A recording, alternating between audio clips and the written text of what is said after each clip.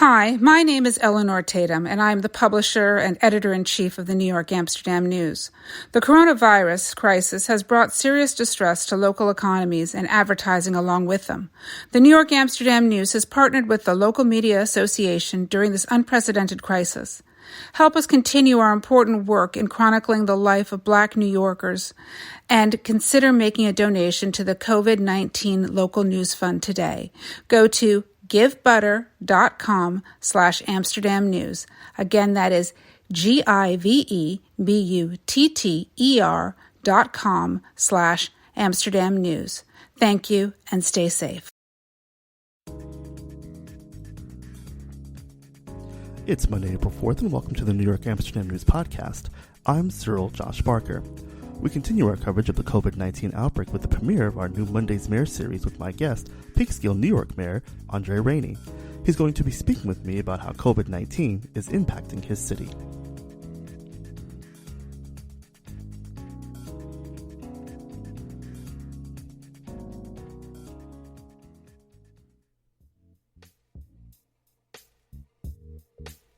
As of May 4th, there are over 600 confirmed cases of COVID-19 in the city of Peekskill in Westchester County, just 50 miles north of New York City.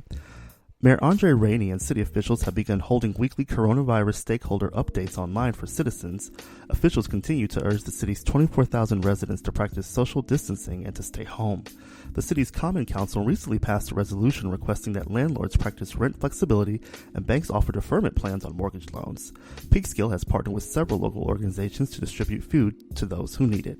And we welcome you to this episode of our podcast, kicking off our Monday's Mayor series, where we're going to be featuring several Black mayors across New York State on Mondays this month in May, asking them, how they're handling COVID-19, the pandemic in their cities. And so we're going to be talking with Peekskill Mayor Andre Rainey here in a moment, who's going to talk about what's going on in his city.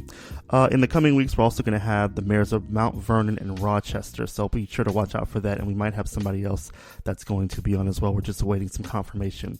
Well, I'm sure you all know the news happening right now with the NYPD, the police officer on the Lower East Side who tased and beat up a Black man on video this weekend, on Sunday rather. And so we have that story on our website as well as the video. You can certainly see that video, and by all means, please discuss it on our Facebook page and in the story itself. Please leave your comments about it. We're going to be talking a little bit more about that this week in the paper, as well as probably on the podcast on Thursday. So we're definitely hope you be part of that conversation. Be sure to access us on our new website, amnewspodcast.com. Of course, you can always see listen to the podcast on amsterdamnews.com as well.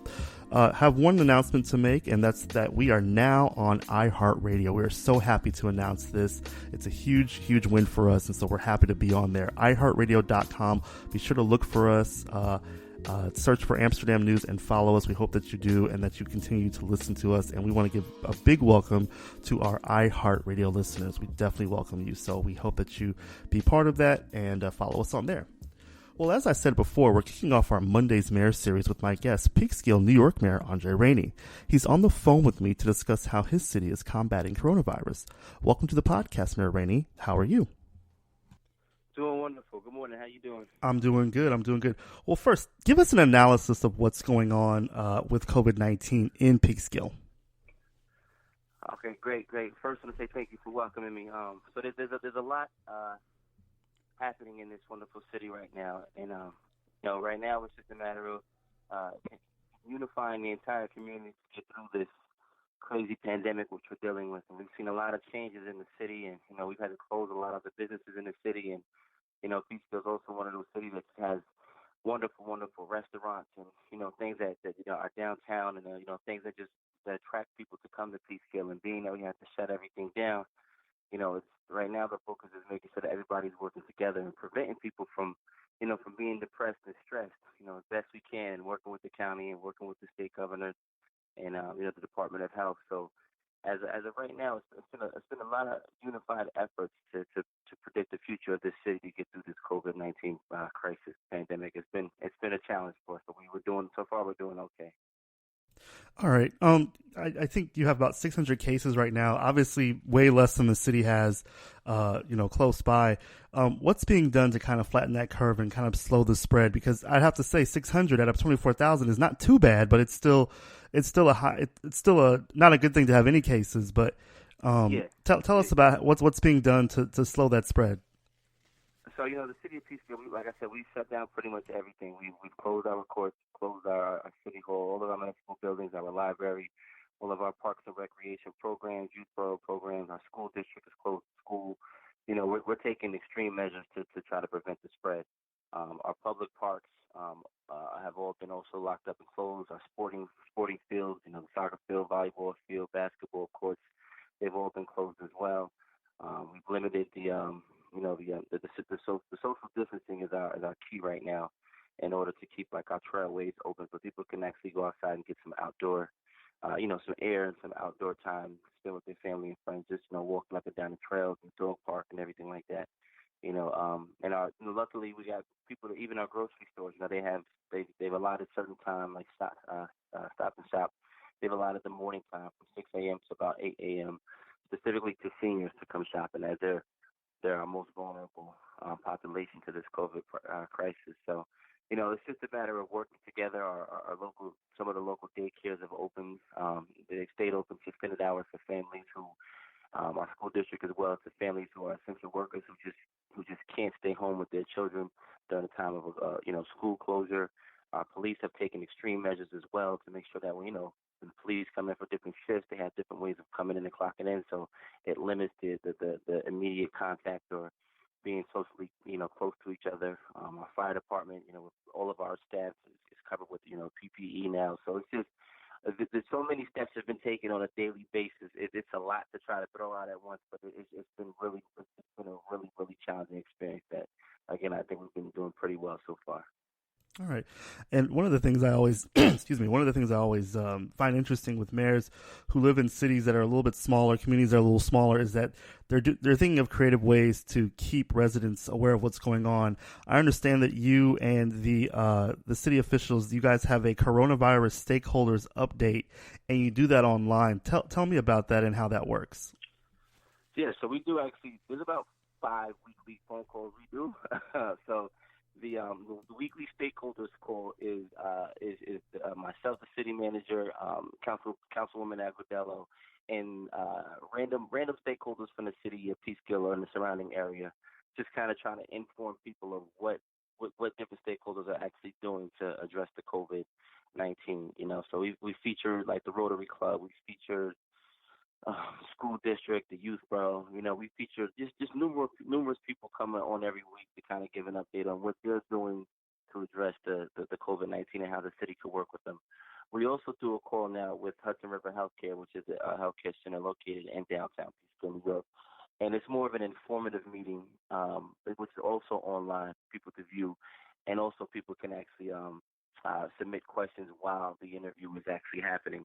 It's about a 1-hour interview every other Thursday, and it's just giving people some factual information to help prevent the cause of the promotion of false information and fear.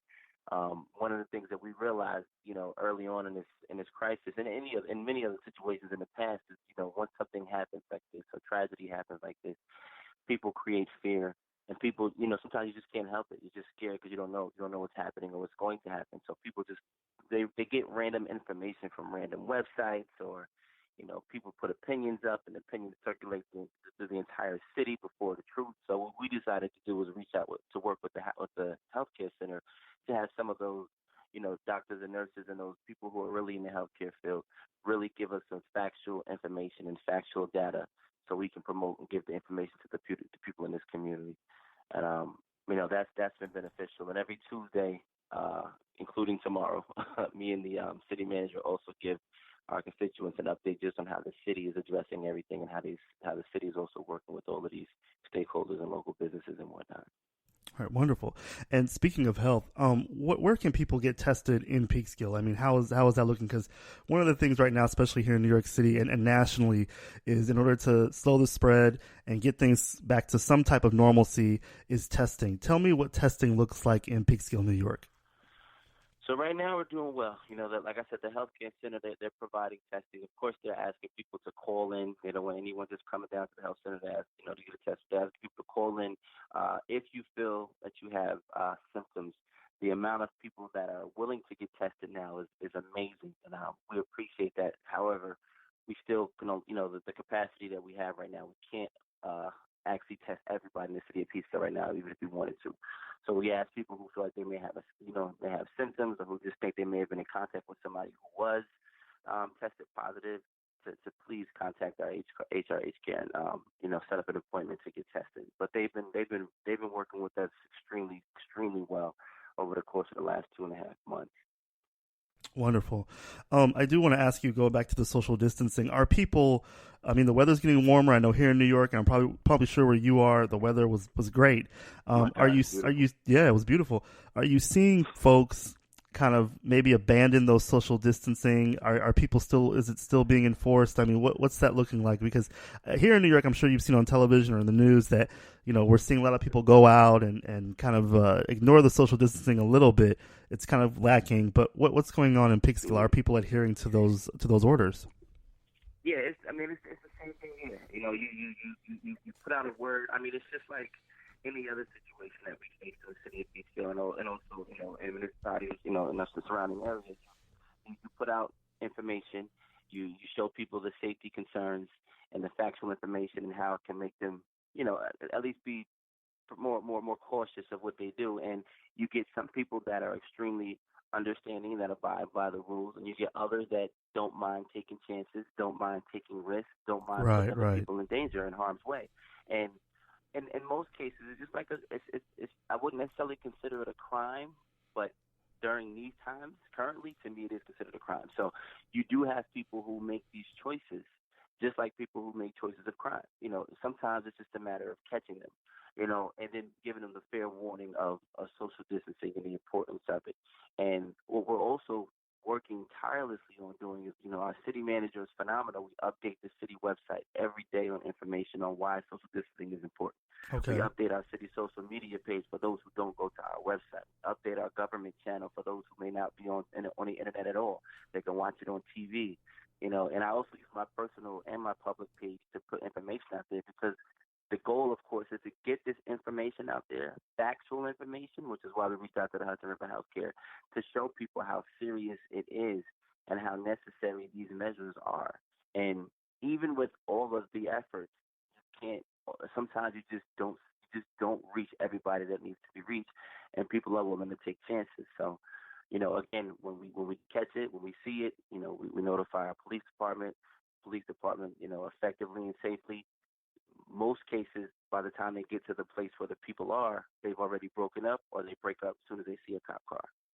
And then, once they break up and they get their social distancing, or, 3 people may go this way and 3 may go that way, then there's not really much you can do other than tell them, please take this serious. Right. So. And that's good, because I'm sure you saw the incident that happened here in the city where enforcement's seeing a little kind of hectic here. So we're it's good to know that's happening in Peekskill. I also wanted to ask you, people there's some people in New York City who may have a second home or family in Peekskill. Are you afraid, or are you nervous about maybe an influx of New York City people coming to Peekskill and maybe, increasing the number of cases in Peekskill?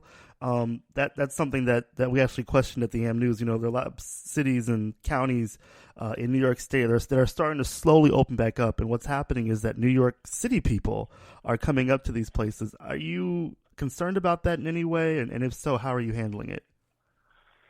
I mean, the concern about it, of course, I wouldn't just say necessarily specifically from New York, because a lot of people who actually live in Peekskill work in New York too.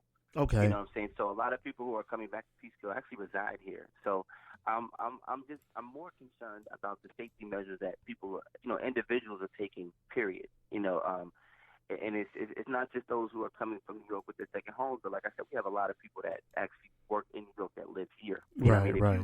If you go to the train station at 6 in the morning on a normal day, Monday through Friday, you'll see, hundreds and hundreds of commuters that are going to work in New York City, but they're coming back home because this is their home now. Whether they moved here 2 years, 10 years, or even 15 years ago, this is their home. So my concern is not just necessarily those who are coming from New York City, but those who have to go back and forth anywhere, whether it's Beacon, Poughkeepsie, New York, Orange County, like wherever they have to go. What safety and again, we've enforced just about every policy or every executive order that the governor put forward, especially the fine of even littering. If we catch people littering, this is not something that we've had to adjust and change. Litter is already a policy that we have in the city of Peekskill. It's already something that's there. So now that people are wearing masks and gloves, you're starting to see gloves at the ATM machines. You're starting to see masks, by the ATM machine. So, we want people to realize that the spread of COVID is not just being protected by putting on a mask. When you take off your mask and you drop your mask on the floor, when you take off your glove and you leave your gloves on the train, these are possible ways to spread it. So my concern isn't just where people are traveling from, but when these people are traveling, how are they taking care of themselves? That's our major concern. And of course, like I said, we put out information just pretty much every day to remind people of how serious this is. All right, wonderful. The Common Council recently passed a resolution requesting that landlords practice rent flexibility and that banks offer deferment plans on mortgage loans. Tell us about that and why it's so important, because, people are struggling. There's some folks who've lost their jobs, who've lost their source of income. Tell us about that decision and what's being done about it. Well, it's just the city's way of asking the state and the federal government as well as the state government to work with the people. And we also want, during these times of crisis, you don't want to put anyone in a bad position, right? So you have landlords, you have tenants, and, ultimately you don't want to make any relationship between a landlord and a tenant, worse or even bad if it's good. So you want to be able to show that you want the landlords to work with the tenants and the tenants to work with the landlords. So you want it to be a level playing field where it's fair. So for those who are affected by this COVID virus, have somewhat of an understanding. And if you can work with each other, do it. That's really what the city is asking for. We're not asking tenants to never pay their rent, not because there's a virus pandemic going on, so just don't pay your rent and put your landlord in a hard position. We're not asking that. We're not asking landlord, listen, it's a pandemic, so give me all the money that you have right now. We just want to see people work together to get through this, because it's going to be a financial burden on all of us when this is over. So, the purpose of that is just support legislation to help tenants and landlords be able to work through this crisis together without enforcing any sort of pain and hardships on anybody after this hardship is done. Okay, a lot of cities, including New York and a lot of cities here in New York State, they're outlining plans already to open back up their cities. Does Peekskill have a plan to open back up and to get back to how things used to be? What does that plan look like? Well, right now there's three major things that I want to say. One is our school district and our youth borough have been phenomenal in this process, and they're creating two separate options as of right now. One of the options is everything goes back to normal, everything will be ready and put in place. So, our Kylie Center, our youth borough, school district as well, they're all working towards creating the summer programs that we see every summer. The summer youth employment programs. They're just pretty much preparing themselves to reopen normally as if things never happened. And worst case scenario, things don't open during the summer, we don't reopen, and things aren't normal. They're looking at strategic strategies to create online participation programs for our children. So there's just something active for our children to do. The second thing is we're one of the unique cities who received a $10 million grant for our downtown this last year. Oh, okay. So we got the DRI, the Downtown Revitalization Initiative grant, and we were recipients of it. We won the $10 million. So once the reopening starts, we'll be one of the few cities who has somewhat of a cushion of $10 million to start revitalizing our community. So though our community is going to be just like everyone else, we're going to take our hardship, our financial hit, but we have something to look forward to going forward. So that's one of the rare situations for the cities in New York, especially being us, is that our last DRI meeting, as a matter of fact, to confirm the projects was supposed to be in March, but at the next meeting we're going to finalize those projects, and then as soon as we finalize those projects, we'll start moving forward with that. That's a great thing. And last but not least, we're taking it step by step, day by day. Our concern, of course, is our constituents, our seniors, our homeless population, our children, our businesses are taking a hit. We're allowing all of the restaurants that are just still that are offering takeout delivery to stay open, and we're actually even promoting people to order from these restaurants. Support your local businesses as best you can, as effectively as you can, as safely as you can. And as we slowly reopen, we'll push more and more towards that goal. Mm-hmm. But the ultimate goal will always be the safety of the people. All right. And speaking of food, I did want to ask you about, you partnered with, I don't know if you partnered with them, but you're working with several local organizations with food distribution. One of the things that I noticed, especially on your social media and as well as in some other stories, that there's always an announcement somewhere where there's food available. Tell me about that. Is there a partnership with organizations, and how great is the need right now for that?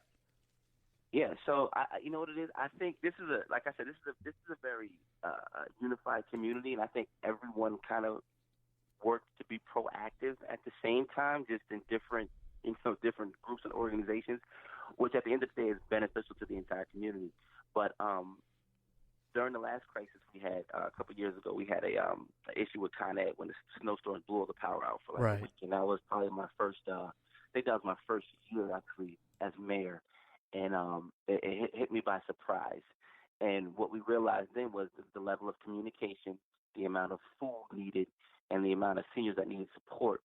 I don't think we did a fantastic job at addressing that because, again, nobody expected the entire city to lose power for 2 or 3 days, and some places up to a week and a half.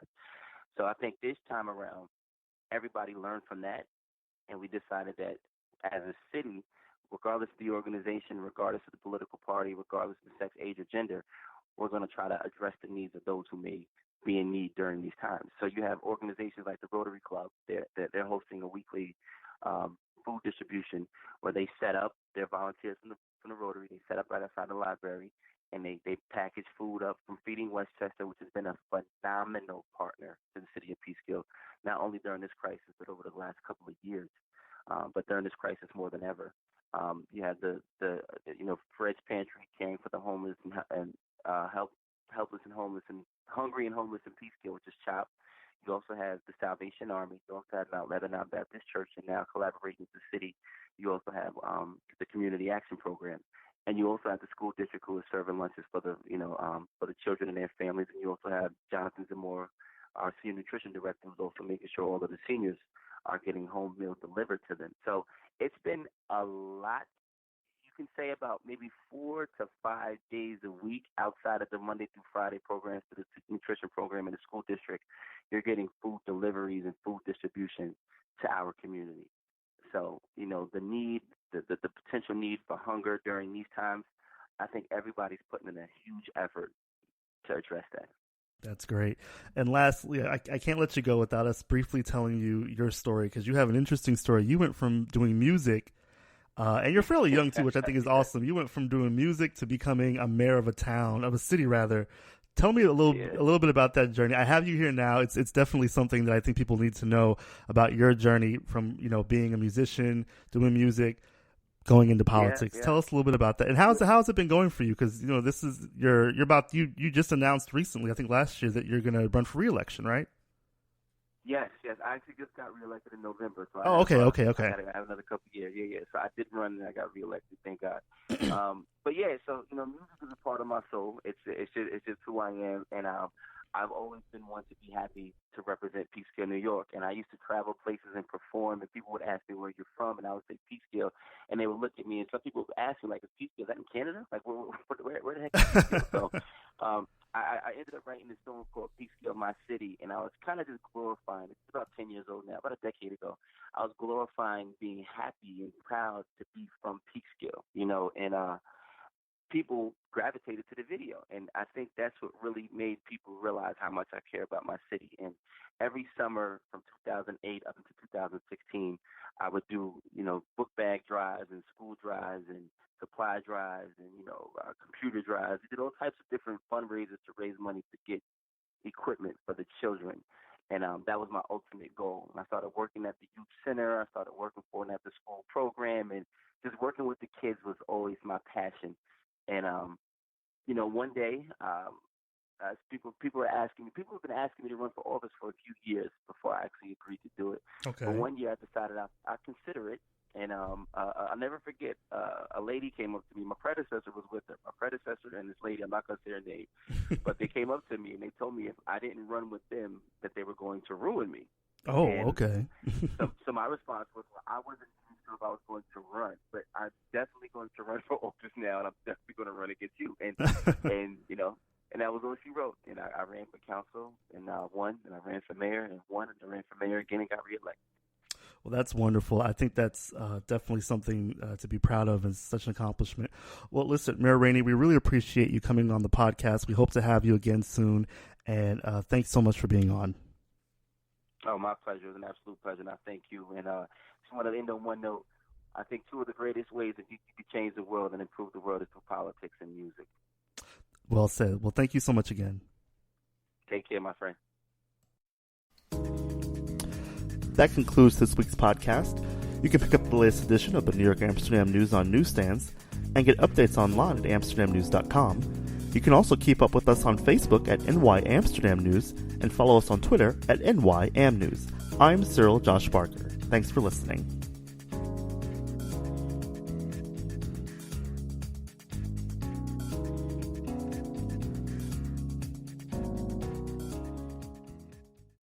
Hi, my name is Eleanor Tatum, and I'm the publisher and editor-in-chief of the New York Amsterdam News.